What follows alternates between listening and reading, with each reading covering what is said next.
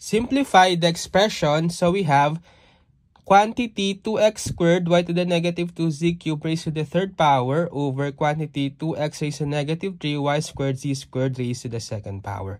So to simplify this expression, we can apply the different laws of exponents. So ang una natin pwedeng i-apply both sa numerator denominator is the power of a product law. So basically, we will have xy quantity raised to n is equal to x raised to n, y raised to n. So, pwede natin i-distribute yung exponent sa bawat factor dito sa numerator, ganun din sa denominator.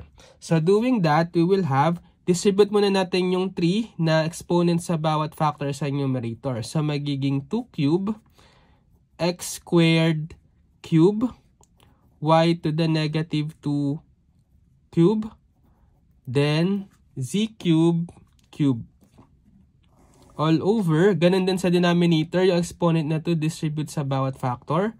So, magiging 2 square, x to the negative 3 square, then y squared squared, z squared squared. And the next law of exponent na pwedeng i-apply is yung power to power law. So, basically, if we have x raised to n, quantity raised to m, it's equal to x raised to mn. So, kapag meron tayong exponent na naka-raise pa sa certain exponent, copy nyo lang yung same base and multiply yung exponents, so mn. So, multiply natin yung mga exponents dito. So, we will have, so by the way, pwede natin i-simplify itong 2 cube, that's 3 factors of 2. So, 2 times 2 times 2, that's 8. Then, for x squared cube, so multiply yung exponent, 2 times 3, that's 6.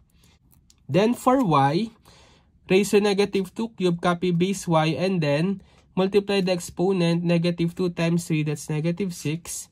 For z cube cube, copy the base z, and multiply the exponent, 3 times 3, that's 9. All over, so for 2 squared, that means 2 factors of 2 or 2 times 2, which is 4. Then, x to the negative 3 squared, copy the base x, and then multiply the exponent, negative 3 times 2, negative 6.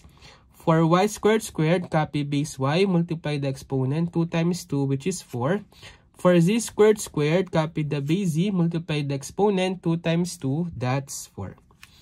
And then, next law of exponent na we can apply is the division law of exponent.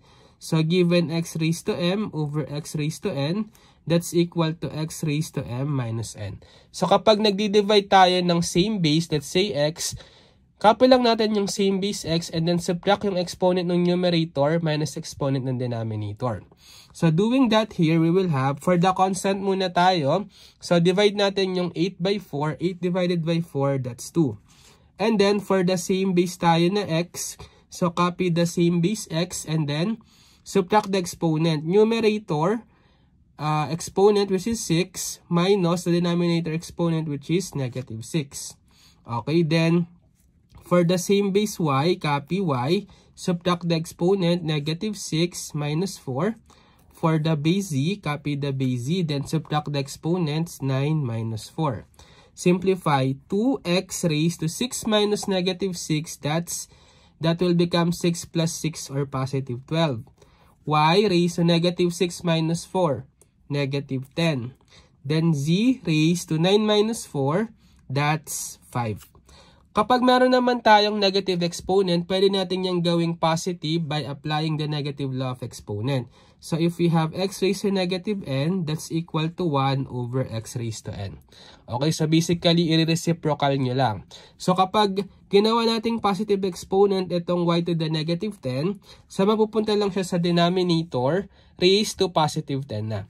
So, magiging yung mga positive exponent natin, including itong constant, nasa numerator lang sila. So, copy lang, 2x to the 12, z to the 5th, over, yung bababa lang is itong y kasi may negative exponent siya na 10. Kapag binaba nyo na yung y sa denominator, yung negative 10, gagawin nyo ng positive 10 na exponent. So, therefore, this is the final answer.